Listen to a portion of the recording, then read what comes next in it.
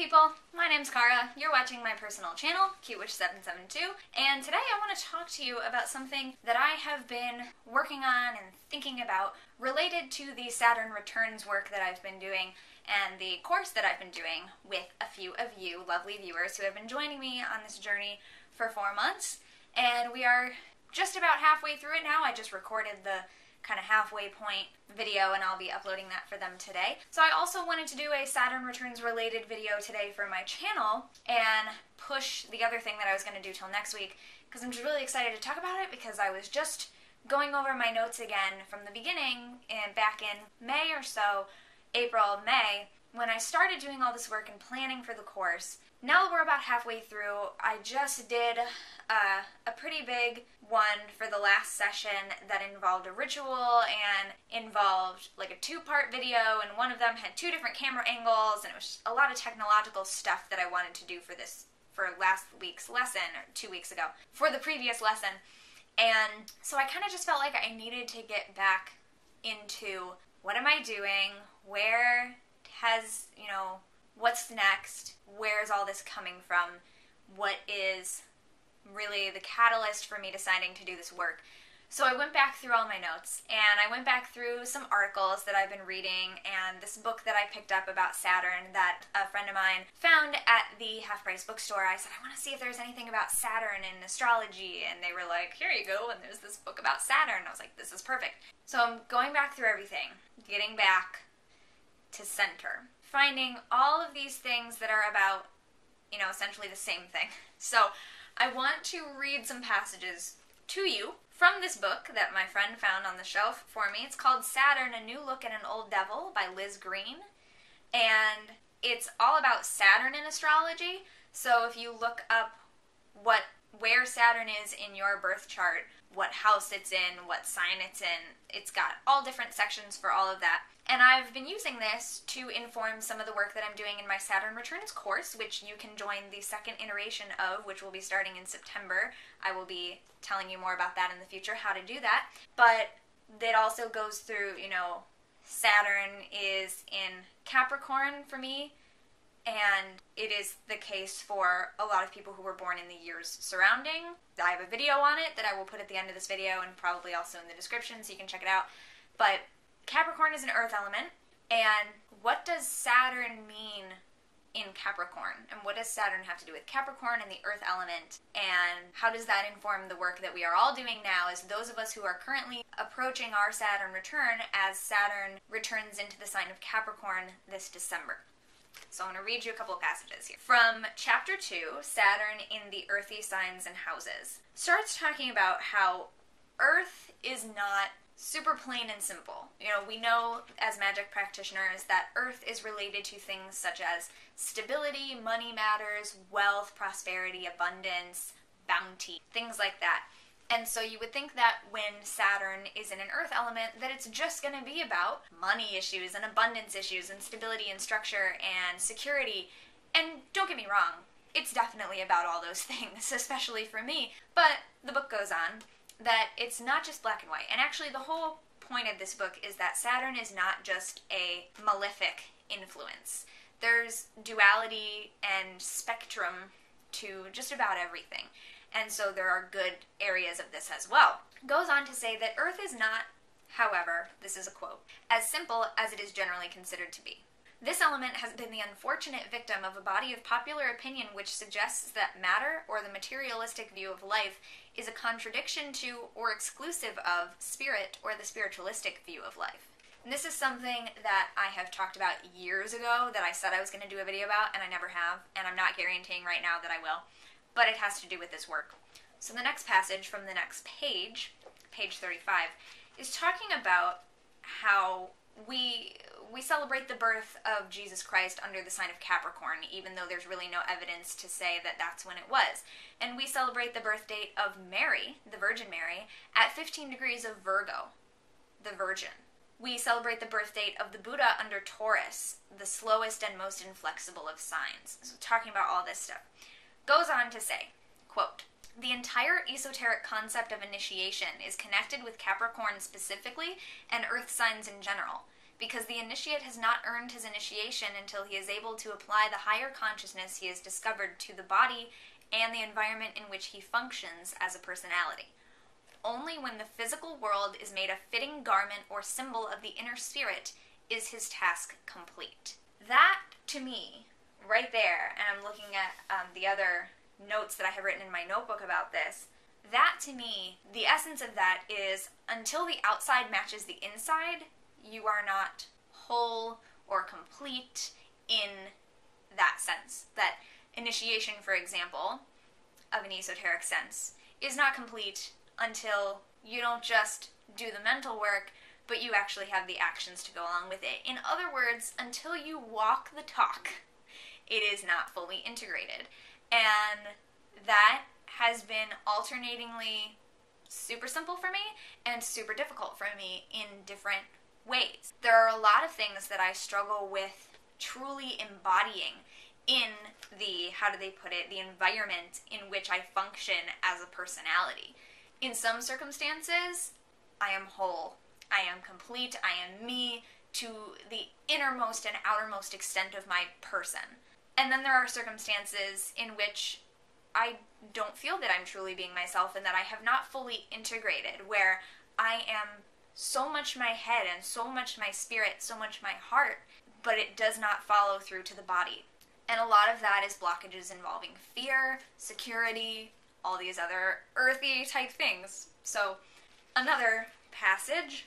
Saturn in the earthy signs and houses pertains to problems and limitations affecting an individual through bodily comfort, ability to support and sustain himself, his capacity to find meaningful work, which allows him a share in the ordering of his environment, and his ability to achieve responsibility or authority in those areas where he has shown competence and skill. Again, this goes back to the work and security and stability, all the things that we think of as being Earth. And I'm just gonna give you the final quote here. This is all from the introduction of Saturn in the earthly signs and houses. It's not even getting into the Capricorn specifically, but just Earth in general. This is continuing directly from the previous thing I just quoted. This is the simplest interpretation of Saturn in Earth, and it will generally be found that this interpretation is valid. It is unfortunate that we are given in the Old Testament the inference that man was driven to labor as a result of original sin. For we no longer believe that work can be a creative act. That right there speaks to me as a person who is probably foremost a creative person. What I want to do is create, whether it be theater, painting, making jewelry, creating coursework and ritual, making music, singing, dancing, whatever it may be. For creative people, the struggle to integrate that desire with, in essence, our body and our environment, in other words, to make that a physical reality, is a huge thing. And some people are better at it than others. Some people have more success with it more quickly than others. And this is just such a huge thing, right? So I wrote this in my notebook. We no longer believe that work can be a creative act. And I cannot tell you how many times I have come across people in my environment and my surroundings who do not believe that what I do is work, or that it is a real job. And I'm sure that many of you can relate to this. A couple of the people who are doing my Saturn Returns course right now, obviously I'm not going to say anything too personal about them. It's personal work, and they are, they are entitled to share what they want about their personal lives, but I will not. But I will say that some of us they're going through the same thing I'm going through, which is where we feel called to be doing the work that our heart and our soul want to do, instead of just doing what society wants us to do, what our family wants us to do.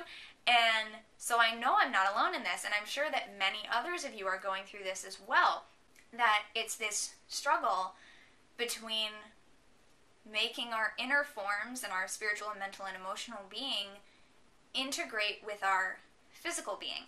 And so realizing that this can all be a part of Saturn Returns work has actually been awesome for me, because, and this is one of those moments where you're like, oh, there's this big scary thing. There's this big blockage that's like preventing me from doing things, and like, oh no, like Saturn is the great taskmaster of the sky. No, bad stuff. I don't want to do it. That's one way you can look at it. It's the same, like, heavy stuff. But if you look at it like, oh, this is the work I can be doing right now, and this is the energy that I can use to bust through this block and to really, make things happen right now, that's incredibly empowering and positive and wonderful, because it doesn't have to just sit there and feel heavy and make our lives difficult. When you know what it is and you know what you can do about it, you can change it. You can change the world. You can change your world. You can change your life. And I've talked about this in the past, and I've said things like, you can choose your cage. If you're going to be stuck in a cage for the rest of your life, at least you can choose which cage it is. You can choose something that sucks a little bit less than the other thing, that you're going to like a little bit more than the other thing. Whatever the case may be, you can make some choices in that. And there, of course, are different limitations for different people. There are different boundaries and limitations, which again is all Saturn's purview. And a lot of people pushed back against me and said, no, that's not possible for everyone. No, that's not possible for me. I can't do that because X, Y, Z, A, B, C. And, I'm not going to tell you that you don't have something going on in your life right now that's preventing you from doing X, Y, Z, A, B, C. And I'm not going to tell you that I don't, too. I'm sitting here blocking myself from a lot of things, so I'm sure you are too. It's a thing that we do as humans. And it's a thing that Saturn can come and remind us of and encourage us to break out of. We all do it at different times. We do it at different speeds. Some people never get the courage to do it at all. And that doesn't always mean that we can't. A limitation is only a limitation insofar as you see it. And when you draw nearer to that limitation, when you're approaching the line that you think you shouldn't cross, how do you know when you're close to it? How do you know when you're on it? How do you know when you're past it? And when you're past it, do you feel the need to go back because you've somehow crossed a boundary that you have laid for yourself, or that you have accepted that someone else laid for you? Or do you walk past it and realize, I can breathe out here, and now the limitation is as far as you can see, because you've gotten past one block, and now there's this whole other world in front of you with new blockages, new limitations of its own that are way out there that you can't even see yet. What do you do when you approach a limitation? What do you do when you approach a block? Do you say, oh, well, can't go this way, bye? Do you climb that hurdle? Do you crawl underneath it? Do you try to go around it? When you're out walking and you come across an obstacle, how do you react to that obstacle? It's as simple as that. When you're walking down the street and a person is in your way, how do you react to that? Are you the type of person who waits until they move? Are you the type of person who elbows your way right by them? Are you the type of person who will politely step to the side and just keep going? It's as simple as that. What do we actually do in our physical environment? What do you actually do on a day-to-day basis when you approach these things? And then when you understand how you operate as a person on that simple, be it mundane level, you can look at that and say, oh, this is also how I act when it comes to spiritual limitations and blockages and lessons. When you understand who you are as a person in the environment around you, again, incorporating Earth here, then you can extrapolate that to how you will react in situations that are not necessarily physical. Food for thought is all I'm saying. And Saturn initiation, work through Saturn, work with Saturn, guidance from Saturn, is about making the physical and outer world match or integrate with the spiritual and inner world. That's the note I have written for myself about distilling what this work is for me that I'm doing. And I really hope that if this work inspires you the way that it does me, that you consider joining me for the course that's going to start in September. Because I'm going to learn a bunch of stuff from finishing the course that I'm currently doing with this small group of people who's chosen to join me for the initiatory journey, the inaugural mission. I'm going to take what I learned from that course and revise the second one, so the second one will be even better. So I hope you decide to join me, and if you're interested, make sure you're following me on Facebook. I will definitely talk about it on there. You can message me so that I know who to get in touch with. I will also be making a mailing list pretty soon. I'll let you know about all of that. I'm sorry I don't have it ready for you today, but I hope that by the time you see this video, it might be rolling along. So if I do figure that out later, I will add it to the description of this video down the line, so it'll be there for you if you're watching this in the future. So yeah, start to believe that work can be a creative act, and that creative acts can be work. That's something that I'm doing. Thanks very much for watching. I will see you next time, and until then, don't forget to be awesome, blessed be, and goodbye.